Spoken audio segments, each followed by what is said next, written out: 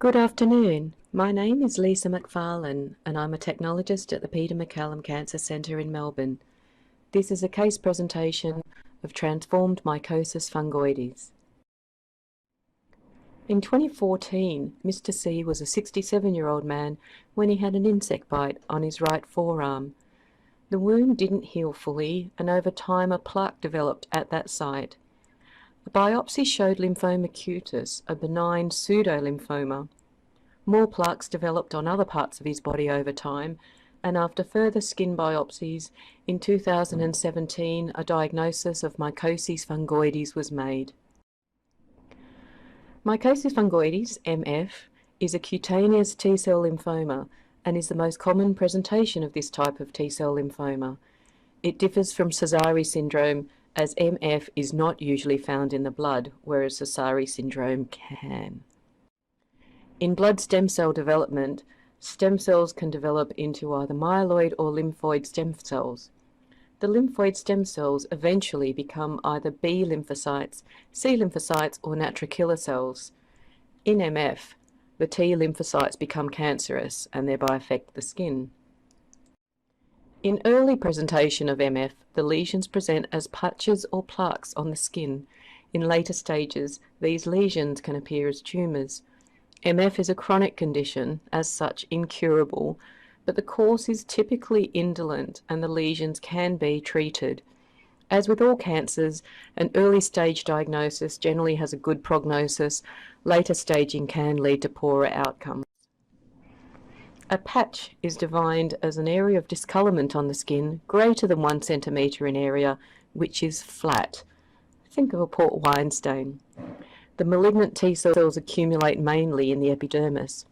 A plaque is also defined as an area greater than 1 centimetre, but raised and can be red or pink and scaly or smooth, and there is an increase in malignant T cells in the epidermis as well as the dermis.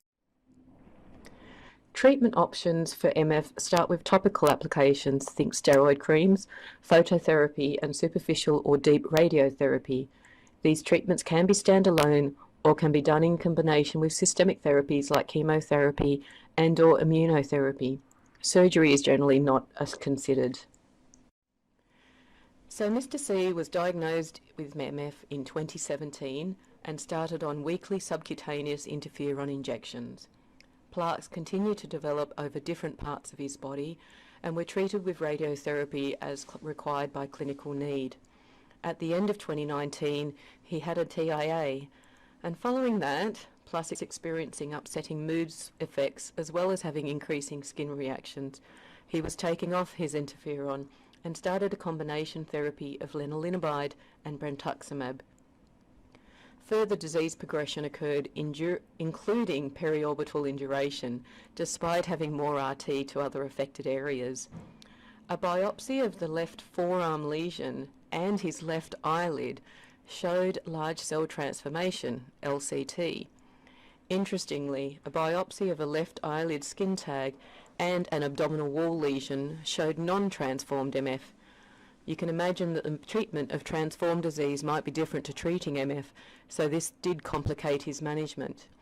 In addition, the patient noticed a deterioration in sight in his right eye, so he was very keen to avoid radiotherapy to his left eyelid in case he lost vision in that eye as well. In February 21, Mr. C developed abdominal bloating, pain and discomfort.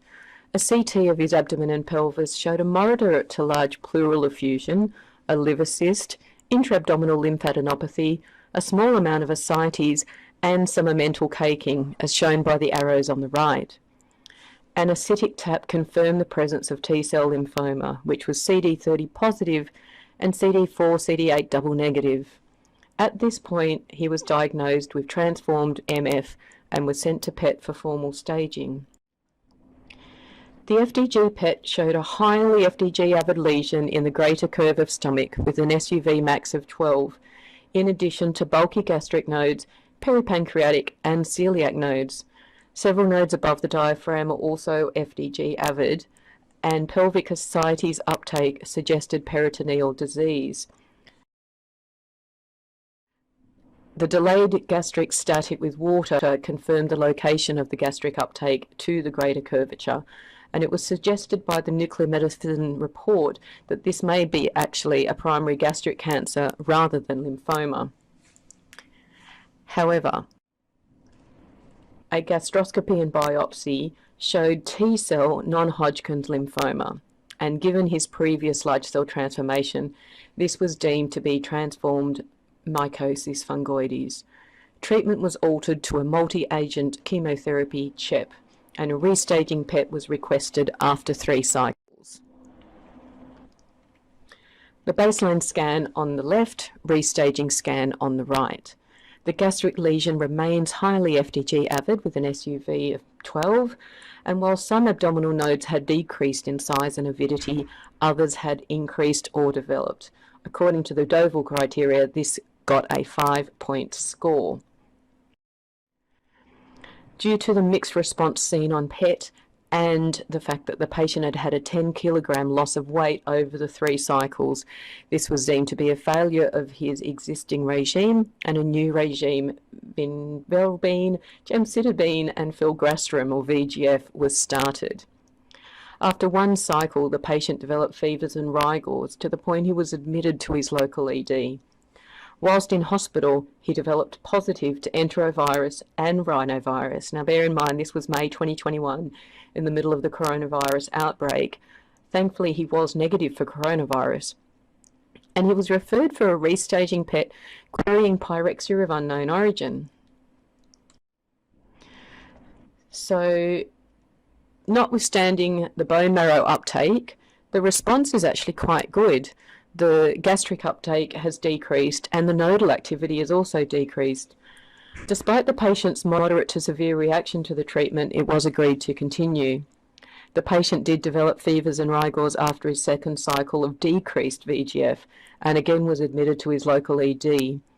He was also sent for a CT brain, complaining of double vision and temperature fluctuations, and this was reported as NAD.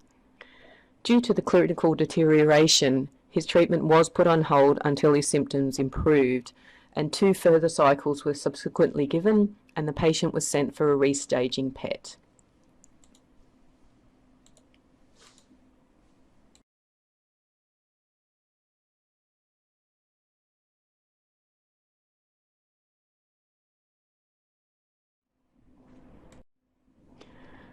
No FDG lymphadenopathy was seen on either side of the diaphragm, and his prior ascites had resolved, so there was deemed to be a continuing good response.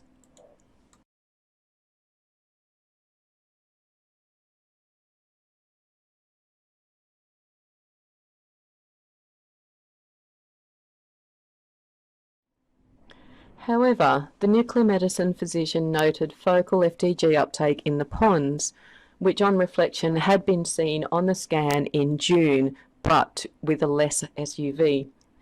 Given the temperature fluctuations experienced by the patient and due to his hyponatremia, it was suggested that this could be central pontine myelonolysis and should be assessed better with an MRI brain.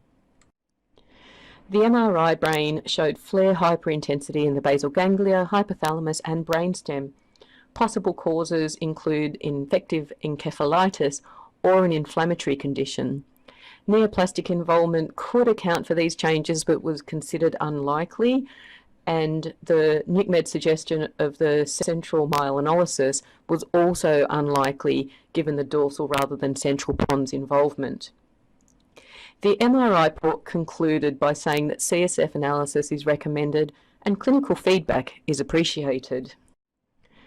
2 days after this MRI, the patient presented to ED with a sudden and almost complete loss of vision in his left eye, and a lumbar puncture confirmed the presence of T-cell lymphoma in his CSF. Treatment plan was changed to palliation following discussion with the family and the patient. Intrathecal methotrexate was administered weekly, but the patient continued to deteriorate with confusion, ataxia, and deranged metabolic function. He was admitted to the palliative care unit in early August and died a month later. In summary, MF is the most common cutaneous T-cell lymphoma that you will see in your clinical outings. It affects men more than women, and it affects older people more than younger people. The course is typically indolent, however, this is an incurable disease. Diagnosis is made through 3 different prongs: clinical assessment, the pattern of lesions, and histopathological findings. Large cell transformation of MF is rare, depending on the literature, anything from 8 to 40%. Now, it can be mixed in the case of this gentleman, and it can be CD30 positive or CD30 negative. And depending on whether you've got early stage disease, for example, stage 1 or 2 that are CD30 positive actually have quite a good prognosis. Stage 3 or 4 that are CD30 positive are generally much worse prognosis. So I think it comes down to picking it up earlier rather than later and starting on limiting the spread.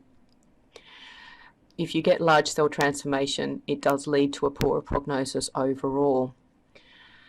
In terms of visceral spread, it doesn't happen very often, in about 10% of patients.